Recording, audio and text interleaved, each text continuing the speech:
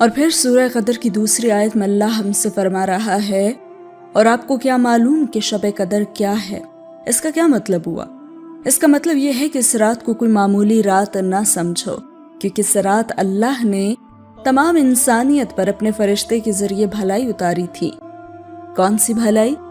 یہ بھلائی کہ اللہ نے اس رات ہمیں ہدایت کی روشنی دکھائی، اللہ نے ہمیں اپنے کلام کے ذریعے سیدھی راہ دکھائی۔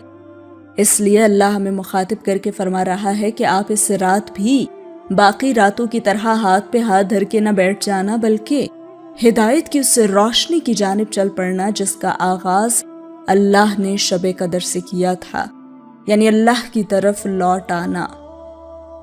پھر اللہ پاک فرماتے ہیں کہ شب قدر 1000 مہینوں سے بہتر ہے۔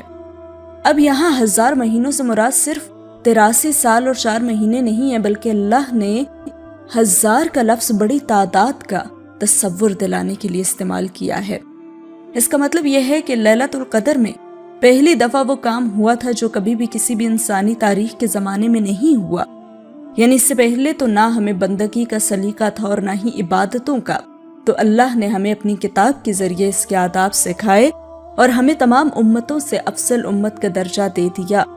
اسی لیے شب قدر 1000 مہینوں سے بہتر ہے، کیونکہ اس ایک رات نے نسلوں کی نسلیں بدل دیں، اور اسی لیے اس رات میں اللہ کے لیے کیا جانے والا ہر عمل باقی راتوں میں کیے جانے والے تمام اعمال سے افضل ہے۔ دوسری بات جو لیلۃ القدر کو باقی راتوں سے افضل بناتی ہے وہ ہے تقدیروں کا بدلنا۔ سورہ دخان کی آیت نمبر 4 میں اللہ پاک فرماتا ہے، اس رات ہر معاملے کا حکیمانہ فیصلہ سنا دیا جاتا ہے۔ سورہ 44 آیت نمبر 4۔ یہاں لیلۃ القدر کی بات کی جا رہی ہے، یعنی لیلۃ القدر باقی عام راتوں جیسی نہیں، بلکہ یہ تو قسمتوں کے بنانے اور بگاڑنے کی رات ہے۔ اللہ اس رات سال بھر کے فیصلے سنا دیتا ہے اور ساری دنیا کی تقدیر ان فیصلوں کے لحاظ سے بدل دیتا ہے۔ تو جو دوسری بات اس رات کو خاص بناتی ہے وہ یہی ہے کہ یہ رات سب سے بڑا موقع ہے اللہ سے اپنی تقدیر میں بھلائی مانگنے کا۔ یہ رات بڑے نصیب والوں کو ملتی ہے، اور جن کو ملتی ہے ان کے نصیب روشن ہو جاتے ہیں اور پھر وہ خوش نصیبوں میں ہو جاتے ہیں۔